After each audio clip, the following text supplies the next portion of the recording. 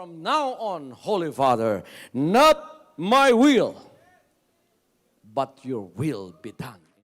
I said, Father, you have chosen me.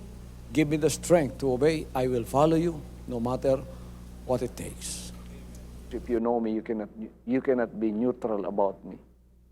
Either you will hate me or you will love me. Because there is only one important business in the world. It is the business of salvation.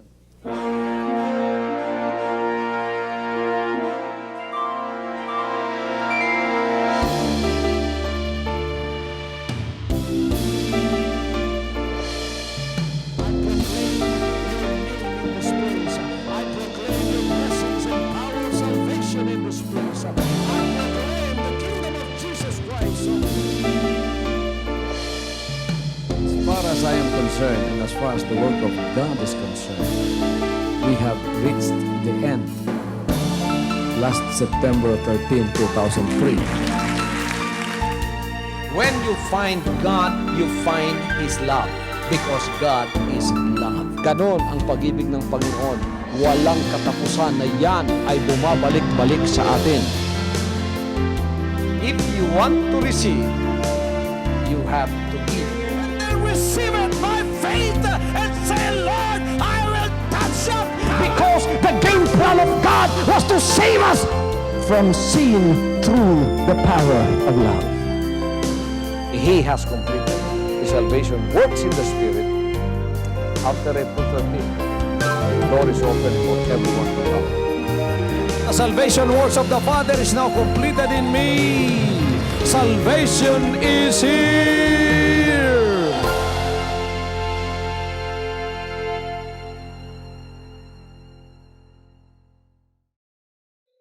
Ang prioridad ni Pablo sa kanyang mga missionary journey, sa kanyang paglalakad, walang iba kundi ang pagpapalakas sa lahat ng mga tagasunod ng ating Panginoon.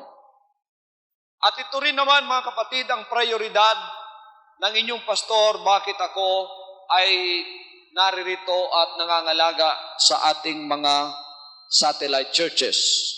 Pagkatapos, every time na ako'y pumupunta rito sa Hong Kong, isa rin ang aking priority.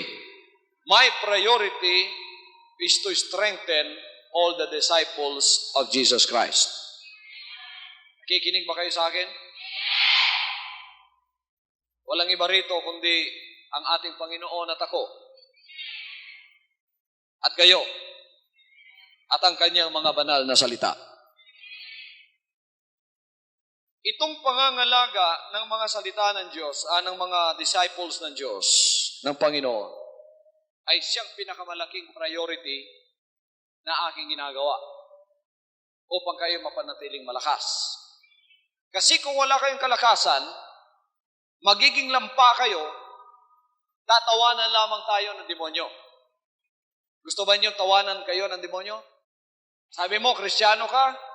You say you are a child of God? You say, I am following Christ, I am one of His disciples. But that is not all. Because the devil is a roaring lion seeking whom he may devour. And that's why the Lord's priority in your life is to strengthen you. And you can never be strengthened without the Word of God. Mahalaga ang mga salita ng Diyos kahit sa aking paglilibot, mga kapatid, at nakikita natin dito sa sinabi ni Paul sa Acts chapter 18 na ang kanyang priority pagka nakikita niya ang mga nananampalataya ay ang palakasin sila. Gawin silang establisado sa kanilang mga pananampalataya. Strengthen and establish them. Everybody say established. Yung hindi establisadong Kristiyano, puno ng alanganin. Hindi mo alam kung siya ay nasa kabila, nasa kanan, o nasa kaliwa. Wala siyang peace of mind, hindi settled ang kanyang pag-iisip. Pagka siya ay nasa pagtitipon, yung kanyang physical nandoon, ang kanyang espiritu wala doon. Nasa malayo. Hindi mo alam kung saan siya. Hindi settled, hindi stabilisado ang kanyang pananampalataya sa Panginoon. Kaya walang pumapasok na banal na salita sa kanya. Alam niyo, sekreto ng pagpapala, maraming salita ng Diyos na tatanggapin sa puso ng isang tao. Di na apat na klaseng lupa. Ang una, matigas. Okay? Napunlaan nyo sapagkat nakinig din ng salita ng Diyos. Meron matumubo. Tinukalang ng demonyo, kinuha lang, ninakaw. Pumasok siya, parang hindi rin pumasok kasi ng paglabas wala rin nangyari. Pangalawa, no? Yung pusong maraming bato. Yon ang tatanggap ng salita ng Diyos. Pagkatapos masayang masaya, pero mababaw. Ayun ang sinasabi ko na hindi settled, hindi stabilisadong Kristiyano. Mababaw. Masaya lang siya pagka nandoon si pastor. Pero pagka wala na ang malalaking pagtitipon, sasalubong na siya sa mga kapagsubukan, init ng araw, kapag subukan sa kanyang buhay, sa labi ng banal na kasulatan, nalalanta at namamatay ang binhi ng salita ng Diyos na naipunla sa kanya. Kaya nawawala yung kasayahan niya. Kaya nagtataka ka, bakit masayang masaya ito noong nakaraang linggo? Ngayon, para namang nabagyuhan ang mukha. Parang na Biyernes Santo. Bakit, mga kapatid, hindi stabilisado ang kagalakan ng Panginoon? Mababaw! Ano ang remedyo ng mababaw na kaluluwa? Kailangan niyang alisin ang mga bato. Ano ang remedyo? Dagdagan ang lahat ng salita ng Diyos na tutunaw at pupuksa sa iyong kababawan. Mababaw! Pastor, ano ba talagang sign ng mababaw na Kristiyano? Eto, pakinggan ninyo. Madaling matisod.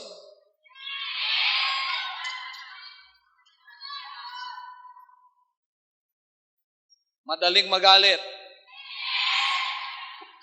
Madaling magbago ang isip. Ayan, mga sign ng kababawan yan. Pagka may kapagsubukan, nanlulupay-pay ka agad at nawawala ng gana sa paglilingkod. Sino yan? Meron ba dito niyan? Mababaw yan. Those are what we call shallow Christians. Yan ang tinatawag sa ating modernong lingwaheng mababaw ang kaligayahan. Amen? Ayaw ng Diyos yan. Kasi hindi lang kayo isang Kristiyanong nakadisplay lang sa furniture ng bahay. Kayo ay pansalubong sa bagyo.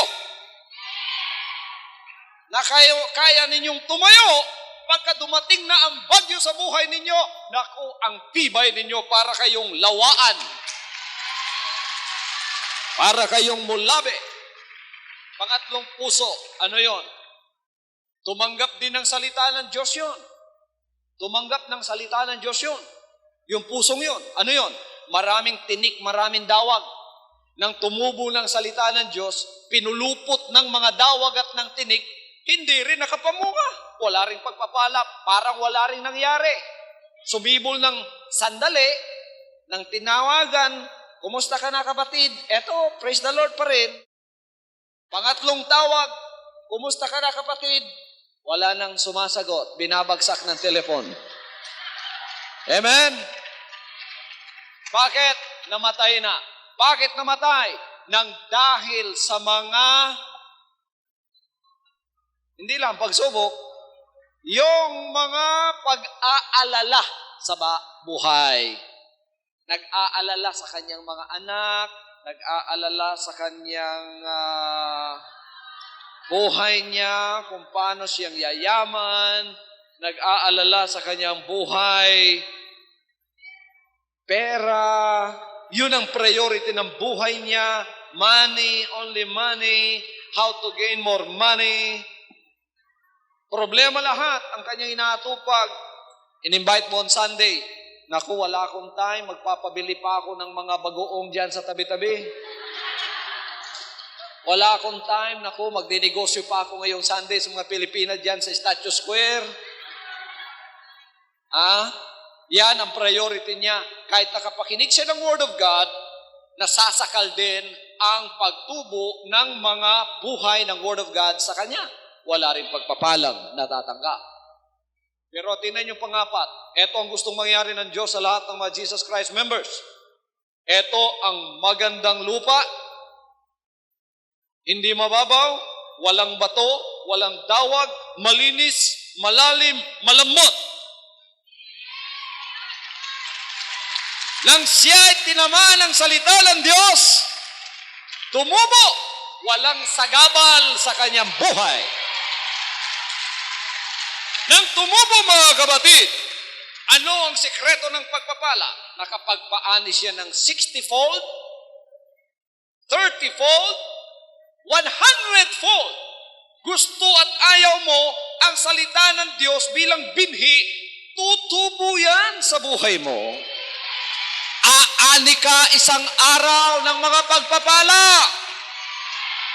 Yung pagpapalang yun, kompleto na yun.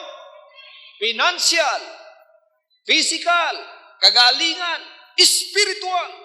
Pati na yung dinadalangin mong mga anak ng Diyos na naroon, mga kamag-anak mo, mga mahal mo sa buhay. Aanihin mo rin yon sabagat mamumunga ang lahat ng iyong mga pinakikinggan. Kaya yung huwag ninyong problemahin pa yung ibang mga bagay. Magpakalakas kayo sa mga salita ng Diyos. Ito ang aking pangangaral sa mga sandaling ito. How to become a really strong Christian. Sino gusto lumakas dito? Taas ang kamay. Yung ayaw lumakas, wala kayong pag-asa sa pagiging Kristiyano. Ano ang gagawin ng demonyo sa mga mahihinang Kristiyanong ayaw lumakas? Gagawin kayong gulay. Gagawin kayong vegetable salad. Nako, kayo ang kanyang hinahanap. Malutong kayo sa kanya. Ayaw ng Diyos na tayo ay manatiling mahina at hindi malakas.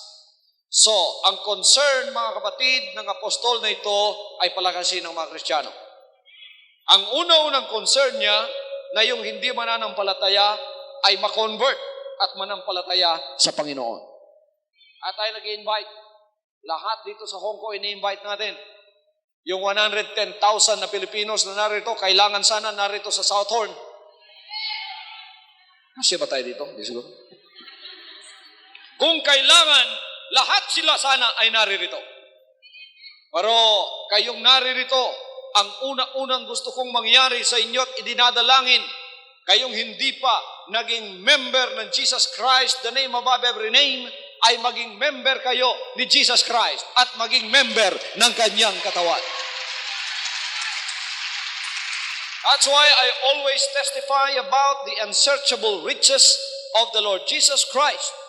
I do this whether I am in the city, whether I'm in Hong Kong, whether I'm in the barrio, whether I am in the church, whether I'm in the plaza, whether I am in the cathedral, or whether I am in a small or a large meeting. I always testify about the unsearchable riches of the Lord Jesus Christ. I am not only a pastor, I am also an evangelist for those that are listening to these words but are yet unconverted. Napakarami nating mga prayer partners ngayon sa Pilipinas. Amen. Bawat linggo, tambak ang sulat na aking tinatanggap. At ano naman ang pangalawa na nasa sa aking puso? Na yung mga na-convert na, nabaptize na tulad ninyo, mga anak ng Diyos na nandito, kayo ay tumayo at ipatayo at kayo ay gawing malalakas sa inyong pananampalataya. Nasusugatan ang puso ko at nalulungkot. I am very sad and worried when I see Christians that have already been born again, baptized in the name of the Lord Jesus Christ, they have received the Holy Spirit, but are weaklings in their faith. Mahihina. Mga lampa. I have categorized them as, many of them as off and on Christians. Have you seen the switch of a light? You turn it off, the light will go off. You turn it on, the light will be on. There are Christians like that. Off and on Christians. Sometimes they have the light, and sometimes they don't have the light. Kung minsan malakas, kung minsan mahina. Sometimes they are weak, sometimes they are strong. Sometimes they are happy, sometimes they are not happy. Ayaw ng Diyos ang mga weaklings. Ayaw niya ng off and on. Gusto niya power niya sa buhay mo, palaging nakasindi ang iyong liwanag. We also have wheelbarrow Christians. Amen? Kung hindi sasakay, hindi makakapunta. Kung di kukunin, hindi makakapunta. Kahit wala ka ngayon sa ating pagtitipon, kapatid, nabaptize ka na, walang pumunta sa bahay. Maraming mga Kristiyano ganyan, lalong-lalo na doon din sa Pilipinas. Ayaw ng Diyos na kayo ay wheelbarrow Christian. Gusto niya kayo ay isang Kristiyanong matibay sa inyong pananampalataya. Amen. So, ang priority number 2 ng inyong pastor ay palakasin kayo sa inyong pananampalataya. My priority is not only concerning to secure you in your conversion, but also I am concerned that you that are already saved and born again should be built up in the Lord Jesus Christ, and you become a real Christian, built up in your faith, na hindi lamang magiging isang parte ng bahay ng Panginoon, kundi kayo ay magiging haligi ng bahay ng ating Panginoon. Kikita ba ninyo ang haligi ng bahay? Yung haligi ng bahay, bakit may haligi ang bahay? Para doon ikakabit yung mga dingding, doon ikakabit ang lahat ng mga parte ng ating bahay. Yung haligi, the post of the house, should be strong. Kailangan malakas yun. Para ikabit ka doon, hindi ka tutumba. Gusto ng Diyos, magiging poste tayo ng kanyang pamamahay. Malakas sa kanyang harapan. So mga kapatid, ang gawain ng iglesia ay hindi lamang para evangelism na mangaral doon sa hindi pa mananampalataya. Pero ang gawain ng iglesia ay walang iba kundi ang i-consolidate at i-establish yung naririto na sa loob ng pananampalataya. Hindi lamang para sa mga hindi pa mananampalataya na dalhin sa ating Panginoon, kundi ang mga anak na ng Diyos, prayer partners, covenant partners, ay maging tunay na matibay sa kanilang pananampalataya. Ito tinitingnan ko Kailangan lahat malakas sa Espiritu. Amen? At malusog sa Espiritu. Matibay tayo sa pananampalataya. Matibay tayo sa ating atensyon, lalong-lalo na sa mga salita ng ating Panginoon. Wala nang makakadistract pa sa ating mga pag-iisip once tayo ay nagsasamba o nakikinig ng mga salita ng Diyos. Kahit anong mangyari, mga kapatid, huwag nating iwanan ang ating mga pakikinig ng salita ng Diyos. Bumagyo man sa Hong Kong, lumindol man dito, pagka tayo nagsasamba, patuloy ang ating pagsamba sa Kanya. Malungkot na bagay, pagkang Kristiyano na baptize lang, pero hindi lumakas. Pagkatapos naging kulelat ang kanyang paglago at naging spiritual dwarf. Nakakita na ba kayo ng kapatid ninyo na inano? O unano? Sino rito may kapatid na unano? Matanda na, hindi lumalaki. Ganon pa rin, midget pa rin. Ang taba-taba ng kanyang mga braso, ganito lang. Ganon din dito. Hindi maganda tingnan, di ba? Dapat tayo ay lumago at maging malakas sa ating pananampalataya. Isang bagay ang magkaroon ng buhay, pero isa ring bagay ang magkaroon ng isang masaganang buhay. Ayoko lang na may buhay ako. Gusto ko ang buhay ko masaganang buhay. Hindi lang kayo kontentong Kristiyano, dapat malakas kayong Kristiyano. Kaya pagka tinatanong kayo, ano kayo? Malakas na Kristiyano. Huwag lang ninyo sabihin, Kristiyano ha? Pagka tinanong kayo, ano ka? Yan. Ano ka? Wag, Kristiyano ako. Huwag, sabihin mo, malakas na Kristiyano. Bakit? Kasi maraming lampang Kristiyano. Lahat ng Jesus Christ members, malalakas na Kristiyano. Mga kapatid, kahiya-hiya. Pagkadala-dala natin ang pangalang yan, pagkatapos lampa tayo. Sapagkat ang ating Panginoon Agila, dapat tayo Agila rin. Pero sisiw ka, Agila ang dala mo, hindi magkatugma. Kaya pinalalakas ng Panginoon sa pamamagitan ng kanyang salita ang lahat ng mga members. Kayong mga anak ng Diyos na naririto, napakalaki ng plano ng Diyos sa inyo sa huling araw. Alam ba ninyong pinalalakas kayo ngayon sapagkat kayo ang gagamiting kasama ko? Iko-conquer natin ang buong sanlibutan. Amen? Gusto ba ninyong maging malalakas na Kristiyano?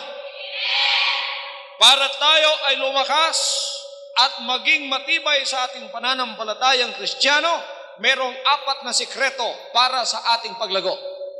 There are secrets of growth in the spirit that many people and many Christians do not know. It is just like in the physical. In the physical, you need you need to do some things in order to be strong. It is also the same in the spirit or in your faith in God. You have to do something in order to become a really strong Christian. Number 1, para ikaw ay lumakas, you really want to become strong. Number 1, you cannot be strong without eating food. You must eat plenty of good food.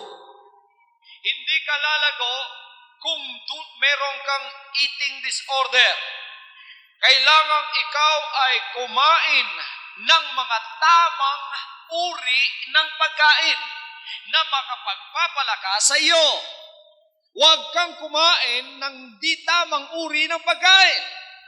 You must eat the right kind of food in order to be strong and in order to grow. If you eat the wrong kind of food, you will not only be stunted, but you will also get sick. Bakit marami sa inyo ang mahina? Hindi siguro marami, may iilan. Bakit hindi lumalago? Mahilig kumain ng junk food. Anong mga junk food? Sikibuloy kulto. Junk food yan. Kayong mga kumakain yan, mahina kayo hanggang ngayon. Bakit? Yan lang hindi ninyo masolve. Sikibuloy kulto.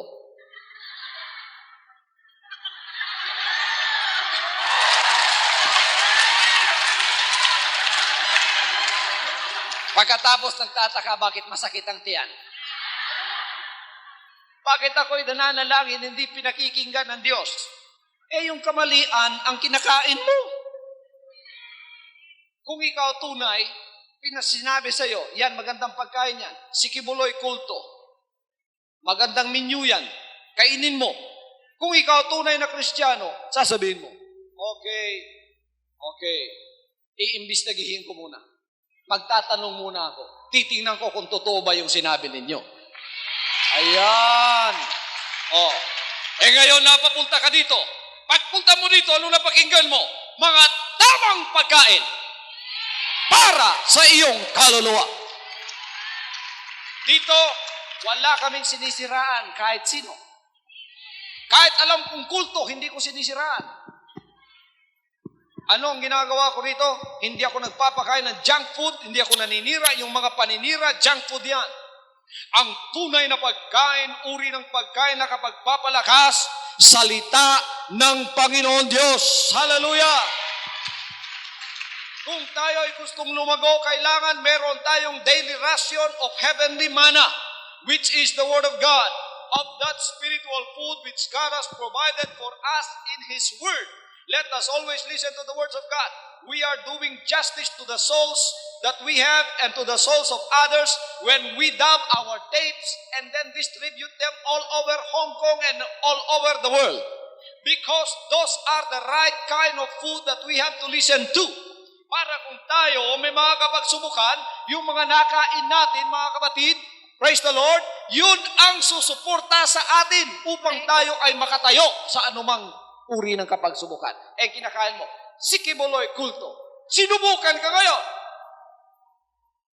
Nabasa mo, sabi ng Panginoon, huwag kang manira. Na-rebuke ka pa. Ay, sinabi pala yun. Do not character assassinate. Paano kung hindi paniniwalaan yun? Pastor din ang nagsabi sa akin. Pastor ang number 1 kumakain ng junk food. Paano ninyong pagkakainin yung mga members ninyo kung kayo mismo number 1 tagabigay ng junk food? Wala na ba kayong mapakain iba? Amen! Kailangan araw-araw ang pagkain natin. Yung kinain mo kahapon, luma na yun. Bakit di ka kumakain ngayon? Kumain ako kahapon eh. Bakit di ka kumakain eh? Kumain na ako last week. Wala na yun. Nagamit mo na yun. Nailabas mo na lahat yun. Nagamit na ng katawan mo yun. Dapat araw-araw kumain ka ng mga preskong salita ng Diyos. Hallelujah! Kasama na sa mga salitang yan, ang karne sa salita ng Diyos. At ang gatas sa salita ng Diyos. Magkasama yan. Yan ay pampalakas sa iyo upang ikaw ay makatayo. Ano ang dahilan bakit kailangan kumain tayo ng pagkain ng salita ng Diyos? Sabagat ang salita ng Diyos nagbibigay buhay. Bakit kayo kumakain ng American bread? Nagbibigay buhay. Pansamantala lang. Isang araw, wala na. Salita ng Diyos, mga kapatid, magbibigay ng buhay, buhay na masagana, buhay na walang hanggan. Kaya sabi ng Panginoon, ang kakain sa aking laman at iinom sa aking dugo, may buhay na walang hanggan. Kaya namatay siya upang makain natin ang kanyang laman at dugo. Anong laman at dugo ng Panginoon? Ang kanyang buhay. Anong buhay ng Panginoon? Ang kanyang banal na salita. Laman at dugo, paghahaluin mo, buhay ang resulta. Kaya pagka kinakain mo yan, nabubuhay ang iyong kaluluwa. Walang substitute sa salita ng Diyos. Hindi madala-dala yung mga pagkain si Kibuloy ay kulto. Nako, hindi. Panis yan. Junk food yan. Pagka kinain niyo yan, sasakit ang ulo ninyo, sasakit ang tiyan ninyo, hindi kayo makatayo. Tingnan ninyo kayong mga pastor na sasabihin ko kulto. Hindi niyo ako pwedeng tingnan. Eyes to eyes. Nahihiya kayo.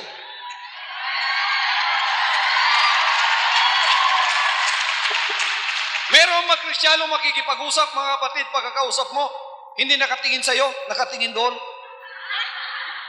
Para kang aswang. Bakit di ka makatingin? Hindi ka malusog.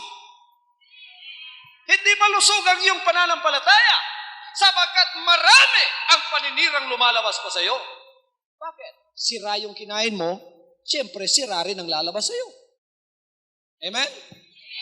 Pagka sumakit ang tiyan mo, ano ang susunod na mangyayari? Susuka ka ngayon. Pagka sumuka ka, masarap ba? Hindi. Kaya huwag kayong kumain ng junk food sapagkat hindi matatanggap sa katawan ni Kristo yan. Tingnan ninyo ang binalitaan ninyo niyang mga junk food na yan na naging makatotohanan sa kanilang pananampalataya. naririto kasama natin ngayon. At pagkatapos nagsasambat, nagsinabing, hindi pala totoo, hindi pala tamang pagkain ang aking nakain. Salamat sa Diyos sapagkat ako ay kanyang napaliwanagan.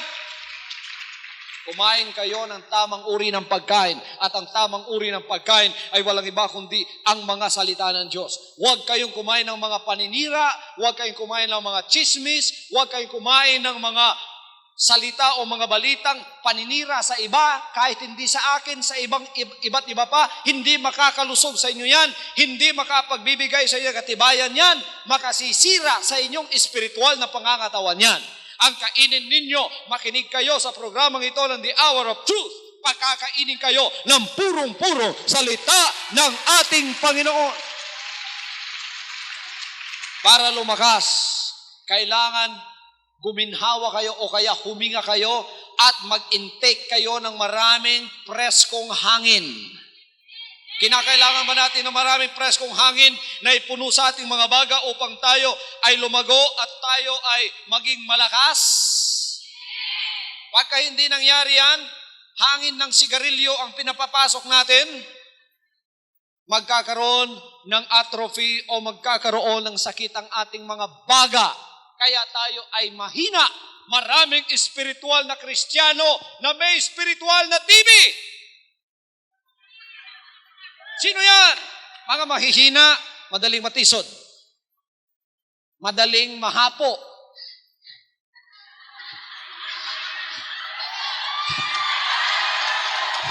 At ano pa ang sign? Huwag kayong tatabi-tabi sa may TB. Madaling makahawa.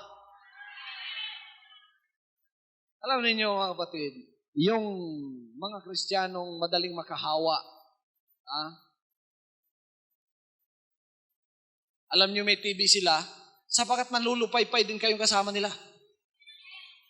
Magiging mahina rin kayo. Anong sign na naging mahina kayo? Bakit noon gustong-gusto ko magsamba? Gustong-gusto ko makinig ng salita ng Diyos.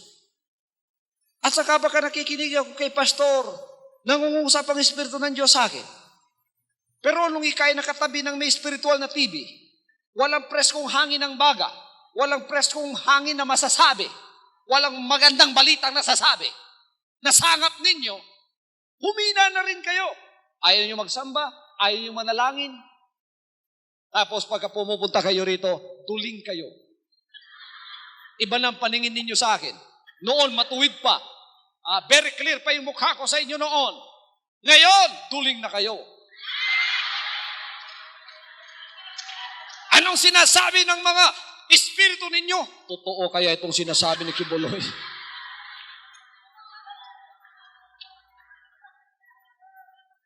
Nag-aalinlangan na kayo. You know the enemy of faith is doubt. When you have faith, there is no doubt. The absence of doubt is faith. When there is faith, there is no doubt whatsoever. Whatsoever is not of faith is sin. Lahat ng hindi sa pananampalataya, kasalanan. Kaya kailangan buo ang iyong pananampalataya. At maraming fresh air ang iyong nalalanghap. Paano ka lumanghap ng maraming fresh air? Madalanginin ka. Ang hininga ng paglanghap ng preskong hangin ay ang mga panalangin na ginagawa mo doon sa kwarto mo when you go home and then go into your room and close the door behind you and pray. You are now gulping plenty of fresh air and then you are filling your lungs. You will feel after you pray that you are very, very strong. In order to become a strong Christian, you must have to breathe prayer. Because prayer is talking to God. And then God also talking to you. Pumapasok sa iyo. So the Christian's vital breath is prayer. The believer's native air is prayer. Walang Jesus Christ member na hindi prayerful. Walang Jesus Christ member na hindi prayer warrior. The prayer of a righteous man availeth much. When you pray, you are talking and communicating to God. And then after that, God will also communicate with you. Humihinga ka ngayon. Pagkatapos nagkakaroon ng kasagutan ang mga dalangin mo. Pagkatapos magkakaroon ng kasagutan ng dalangin mo dahil ikaw ay isang Kristiyanong punong-puno ng hangin. Ang iyong baga, hindi ang ulo kundi ang baga mo. Pagkatapos mga kapatid, malakas ka sapagkat nagkakaroon ng kasagutan ng mga dalangin mo, lalo kang lalakas. Ang ating Panginoon sa kanyang pagkatao, palaging nananalangin. Pumupunta siya sa mga bundok upang doon ay manalangin. When you grow up into Christ and have become mighty for Him and have known what is to breathe plenty of fresh air, and then you are strong, you can face any trouble in life. You can face any trial, you can face any temptation, and you will become a winner and an overcomer. Magiging malakas ka laban sa mga oposisyon ng iyong pananampalatayang espiritual, mga demonyo, mga kapagsubukan. Lalakad ka. Yung taong walang sakit sa baga, malakas bang lumakad? Hindi nahahapo? Sino rito ang pagod na sa pananampalataya? Panginoon, magbabakasyon na po ako, pagod na ako. Nahahapo na ako. Ako'y may TB na humihingal na po ako. 2 hakbang pa lang. 2 beses pa lang nagbigay ng tithes.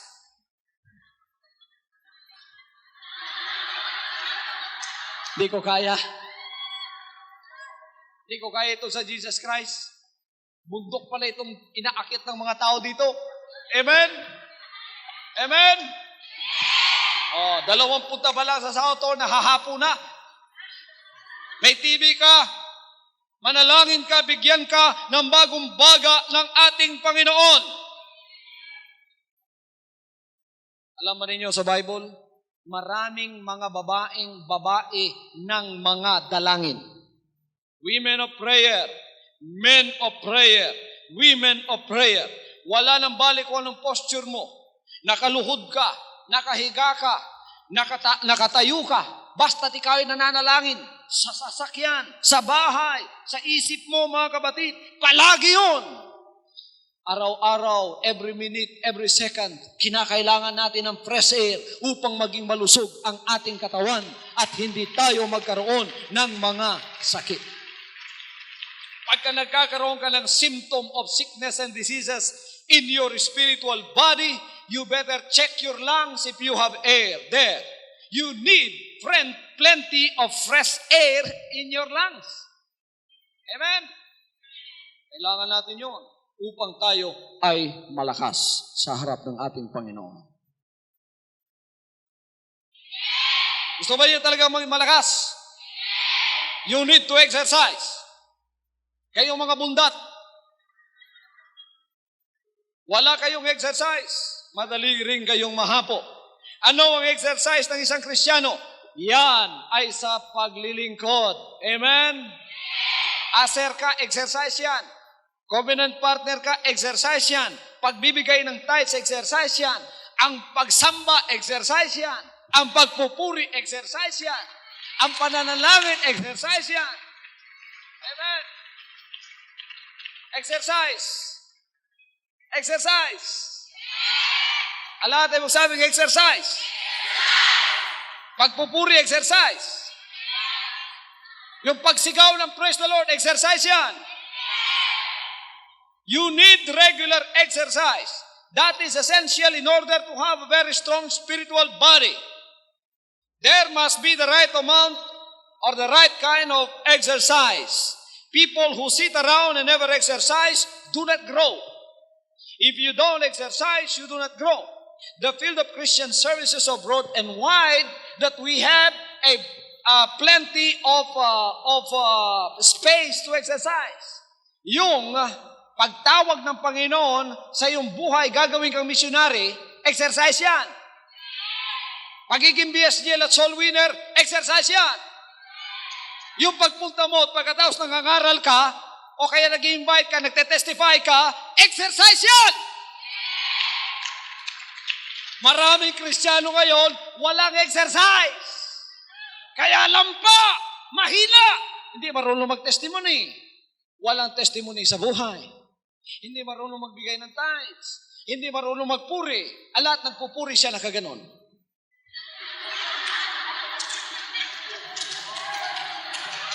Alat na nanalangin, praise God! Siya.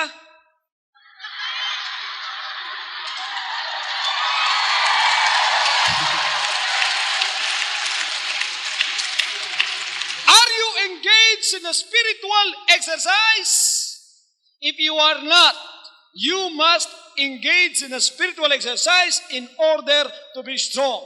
Are you serving God? Pangangaral, exercise yan. Malakas na exercise yan. Public ministry, exercise yan. Private ministry, exercise yan. Lahat na ito ay mahalaga upang tayo ay lumakas. Mga anak ng Diyos dito sa Hong Kong, napakarami ninyong exercise na ginagawa.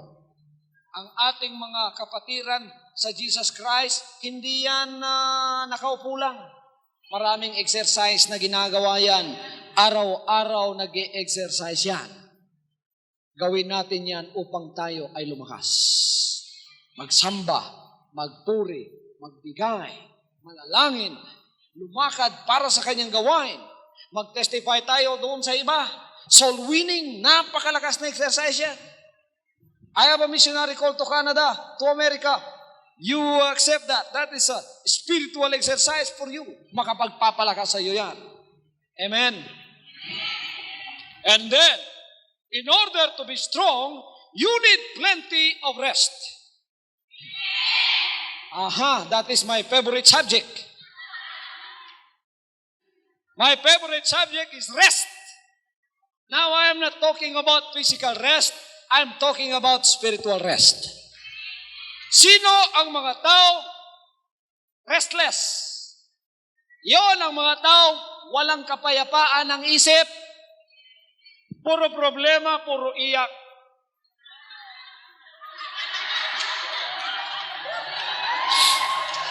Mabuti kung iyak ng katagumpayan o iyak ng kagalakan. Ngunit kung iyak ng sentimento, ano ba itong asawa ko?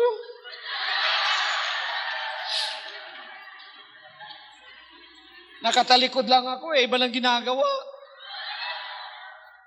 Nilulustay lahat ng aking pera sa Pilipinas. Ano ba itong biyenan ko? Sinisiraan ako sa aking asawa doon. Puro problema, puro restless. Wala. Ang gawin mo, mag-rest ka upang lumakas ka.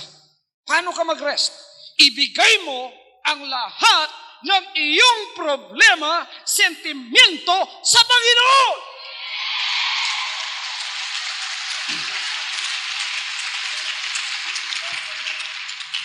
Pagkatapos, mag-relax ka. Kalimutan mo na yon, magpahinga ka. At sabihin mo, Panginoon, ikaw na po ang bahala sa lahat ng problema ko. Eto mga kapatid, isipin mo ito. Ngayong ikaw ay restless, iniisip mo palagi, araw at gabi hindi mo malilimutan ang sama ng loob mo na ginawa sa'yo. Kataksilang ginawa sa'yo, kasamaang ginawa sa'yo, hindi ko malilimutan. Hanggang ngayon, dala-dala mo, pumapayat ka.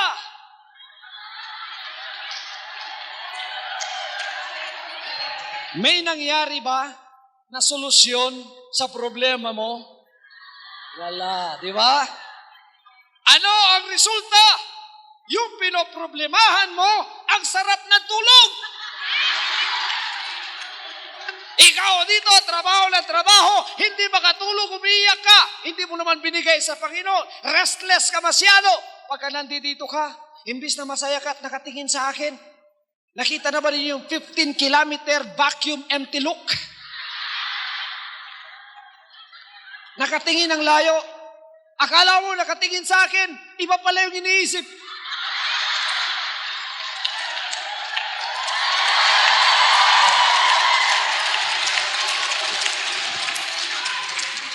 Nakikita niya, hindi ako ang problema niya. Paglabas, restless pa rin, kumakain siya. Mga kapatid, doon sa McDonald's kumakain siya, pero ayun pa rin ang kanyang 15-kilometer look.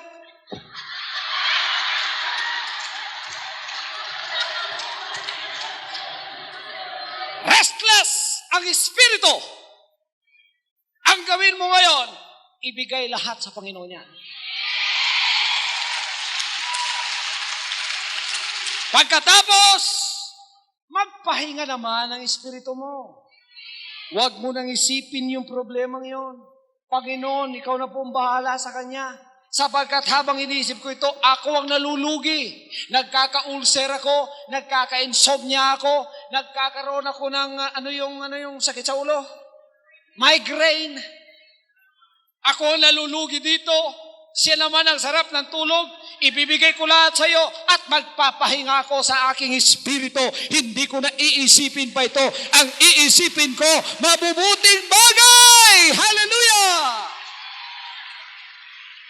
Pagkatapos niyan, makapagpapahinga ka na. Makikita mo ang taong kompleto ng pahinga? Kasimbata ko. Amen! Ang ganda tingnan, parang bulaklak na namumukadkad. Amen? Pero tingnan yung taong restless. Nakuhulog ang mukha. Parang kalansay na dinikitan ng maskarang mukha. Walang kasaya-saya. Kailangan mong magpahinga. Sinabi ng Panginoon, "Come to me, all of you that labor and are heavily laden, and I will give you rest." Woo! Hallelujah!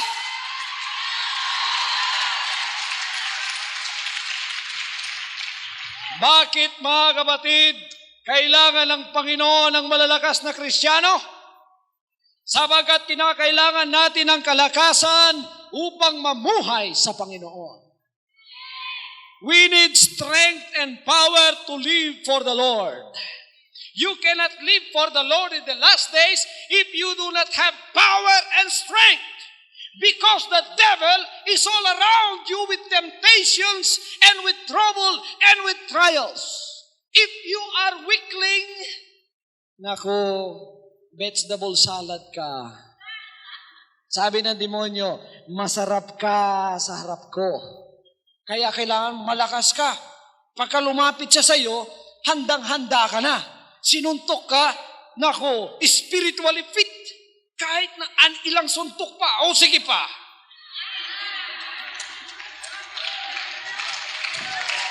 Anong hangin ng kapagsubukan dumaan sa iyo? Bagyo, storms of life come in your life and blow upon you. Hindi ka natutumba. Nakatayo ka pa rin.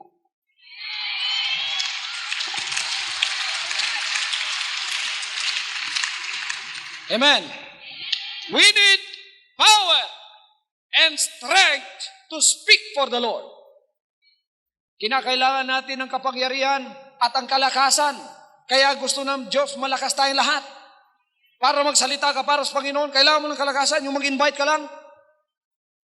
Yung mag-distribute ka lang. Na mga leaflets. Iba-ibang mukha yung matitingnan mo. Merong mabait, merong masungit. Lalo na kung sa Pilipinas kayo, noong kami door-to-door evangelism, kailangan mo kalakasan upang mangusap ka para sa Panginoon. Kung wala kang kalakasan, isang pintuan pa lang, manunupay-pay ka na. Knock. Ano ho?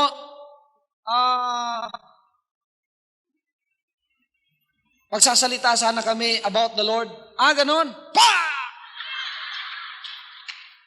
Kung wala kang lakas, anong gagawin mo? Bahagang buntot mo, uuwi ka doon sa inyo. Ayoko na. But we did not do that. We keep on knocking. Siguro sa 100 doors, meron 2 na anak ng Diyos na tumanggap at iyon ay sa pamamagitan ng kalakasan noong mga nangusap para sa Panginoon.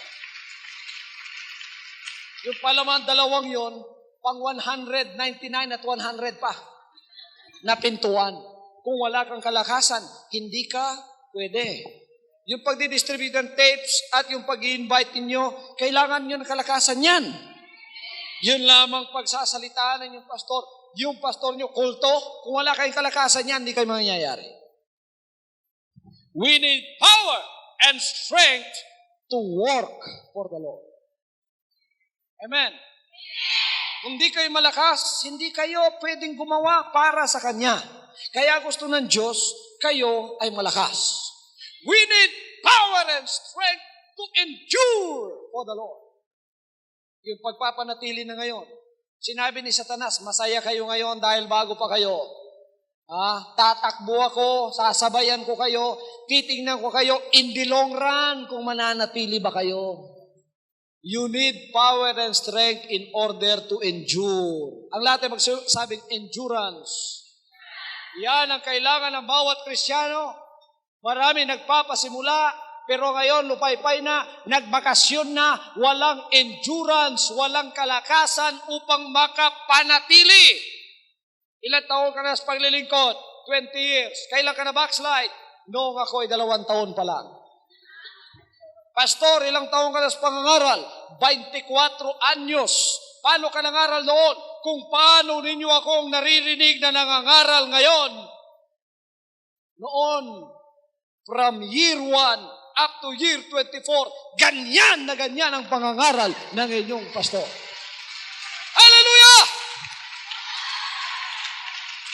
I always preach as if that is my last. And I have to endure until the end. Salamat sa Diyos. Yan ang tanging masasabi ko. Huwag ninyong bibitiwan. Kinakailangan natin ng kapangyarihan at kalakasan upang makapagpatuloy sa Kanya. Kaya, nung namumulot ng mana ang mga Israelites, sinakain nila araw-araw upang lumakas sila, upang mabuhay sila, at upang sila ay makapagpatuloy ng paglilingkod sa Kanya. Tayo naman ngayon sa huling araw, spiritual na mana ang ating kinakain, yung salita ng Diyos. At hahantong tayo sa buhay na walang hanggan. Sinabi ni Panginoon, kayo sabi niya ang mga Hudyo, kinain ninyong mana sa panahon ni Moses na matay kayo. Ngunit ang kakain sa aking laman at inom sa aking dugo, magkakaroon ng buhay na walang hanggan. Mas mapalad tayo sapagkat ngayon sa huling araw na ito, magiging pagkain natin ang mga salita ng ating Panginoon Diyos. Yan ang ibinigay na mana at pagkain sa atin. Gusto ng Diyos malakas tayo para pagdating ng problema, hindi tayo iiyak. Hindi tayo tatakbo. Hindi tayo magtatago. Haharapin natin. Tingnan niyo yung 10 spies. Amen? 12, 10, ang negatibo, yung dalawa, si Joshua at si Caleb, malalakas. Yun lang ang malakas sa kanila. Ano sabi ng 10 na mahihina? Mga lampa. Lalaki ng higante. Para lang tayong mga grasshopper sa kanila, para tayong mga balang. Hindi maaari, bumalik na tayo sa Egypto. Anong sinabi ng dalawang malakas? Hindi tayo babalik. Kaya natin yan. Anong sinabi nila?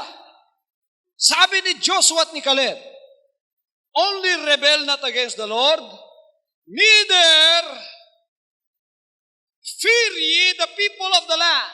Huwag kayo matakot sa mga tao na nasa sa lupa. For they are bread for us. Pagkain sila sa atin. Alam ninyo, sa malalakas, ang problema ay pagkain. Sino may problema? Almusal natin yan. Hapunan natin yan. Pananghalian natin yan. Pero ninyo, ang problema nila, yung mga higante. Tumatakbo sila, yun ang problema. Ang laki, higante. Sabi ng mahihina. Sabi naman ng malalakas, hindi! Pagkain sila sa atin. Kaya sa malalakas, ang problema ay pagkain. So you are not the problem anymore. You are the solution to the problem. Ang mahina, kaya ayaw ng Diyos, because in the body of Christ, ang mahina, problema.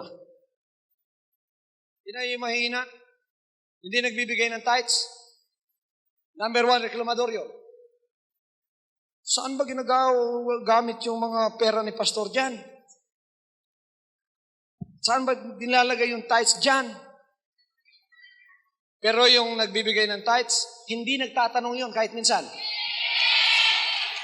Doon sa atin, napakaraming reklamo ng taong ito. Isang tao, lahat ng reklamo doon sa district gagaling sa kanya. Pinatawag mga kapatid. Pinid sa akin ang pangalan. Pumunta ako sa office. Pakitingnan nga sa computer ang membership, ang pangalan niya, palabasin mo. At tingnan ko ang record. Pinid sa computer, sapagat centralize ang record natin ngayon, kahit kayong taga Hong Kong, nandun lahat pangalan niyo, nakabaptize. Naka-computer lahat. Paglabas sa kanyang pangalan, naka-print. 1 year, 2 years, 3 years. Ni 5 hindi nagbigay ng tithes. Siya ang pinakamaraming reklamo at siya ang problema doon sa kanilang district. Pero yung mga tithe giver, may nagbibigay ng 400,000, may nagbibigay ng, minsan lang yon. Ni isang reklamo, wala akong narinig. Solusyon sila sa maraming problema, pero yung mahihina, problema silang number 1. Kaya gusto ng Diyos, malakas tayo. In order maging malakas ka at marami kang pagpapala, tumanggap ka ng maraming Word of God.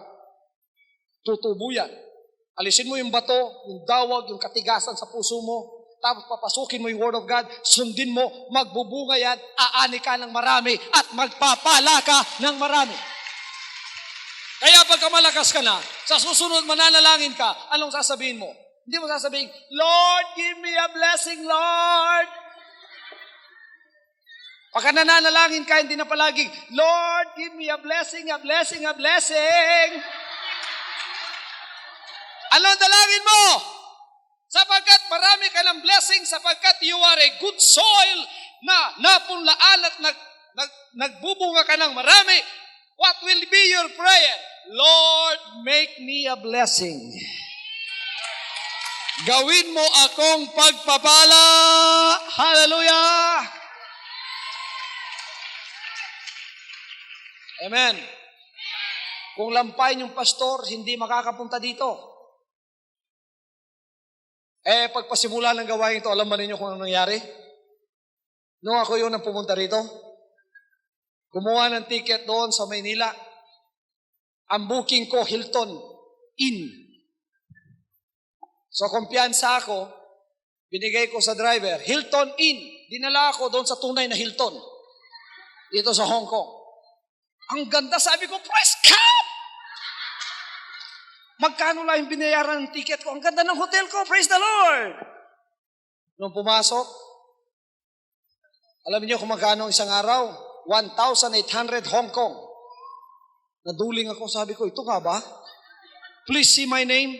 Wala ang pangalan ko doon. What? Hilton Inn. No, it's not here. The address is Jordan. Jordan pala. Pumunta na naman kami sa Jordan.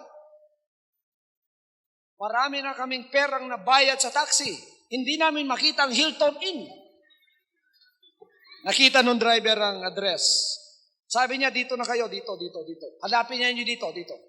Di naglakad kami ni Brother Paul, hinahanap namin. Wala talaga ang Hilton Inn. Yung pala tinatayuan namin, nandoon pala. Hindi namin mabasa dahil sinulat sa kamay.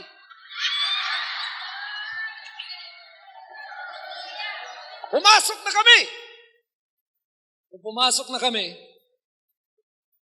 sabi ko, ano ba ito? Bahay ba ito? Parang bahay na maliit, parang yung pawid na may hallway ganon. At pinasok kami sa kwarto namin. Yung aming pintuan, isang plywood na walang double. Pagpasok namin, siguro ang kalaki nung ano namin, ganon. Kasi pagka nagsasalubong kami ni Paul, hindi pwede magsalubong harapan. Kailangan tumagilid muna.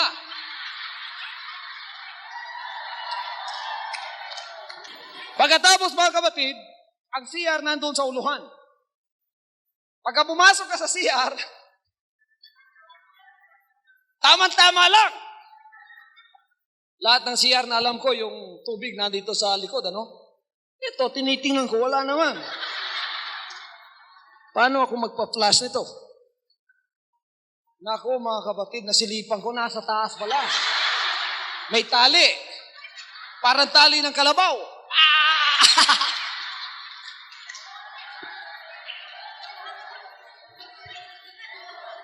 Pagka magsasalubong kami, nakaganon talaga. We are paying $21 a day. Yun ang unang pasimula. Lumakad ako sa Hong Kong. I said, I claim Hong Kong because you have revealed it to us. You have many children here. I claim it in the name of the Lord Jesus Christ. At the rest is history. God bless you. You are here now because the Lord strengthened this word everywhere it goes. Kahit saan pumunta. Pagpalain kayo ng Panginoon, palakasin kayong lalo, kainin ninyong mabuti ang kanyang mga banal na salita. Palakpakan natin siya mga kapatid. Praise the Lord, praise the Lord. Lahat ng dalangin ninyo, kayong naririto, sinagot na kayo lahat ng Panginoon. Praise the holy name of Jesus. Hallelujah!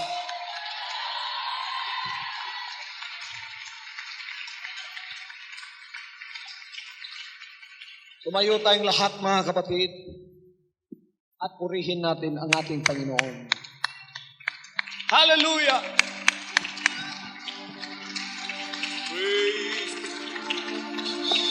Salamat po, Diyos.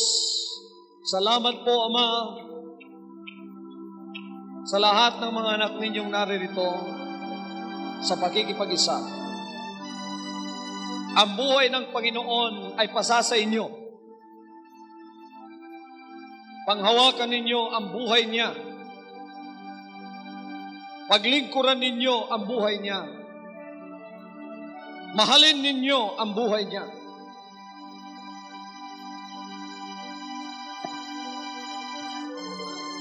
Sabagat siya ang ating kaligtasan.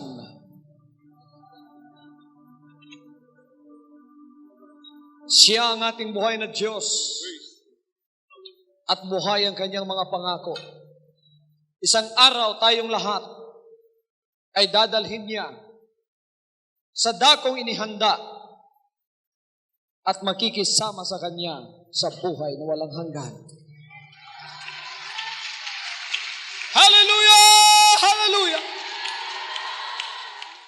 From now on, Holy Father, not my will, but your will be done. I said, Father, you have chosen me. Give me the strength to obey. I will follow you no matter what it takes. If you know me, you cannot be neutral about me. Either you will hate me or you will love me. Because there is only one important business in the world. It is the business of salvation.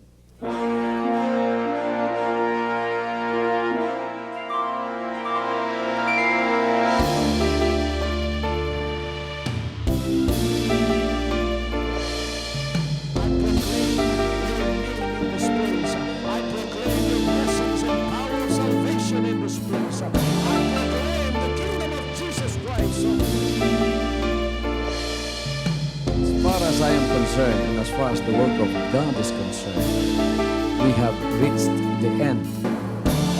Last September 13, 2003. When you find God, you find His love. Because God is love. Ganon ang pag-ibig ng Panginoon. Walang katapusan na yan ay bumabalik-balik sa atin.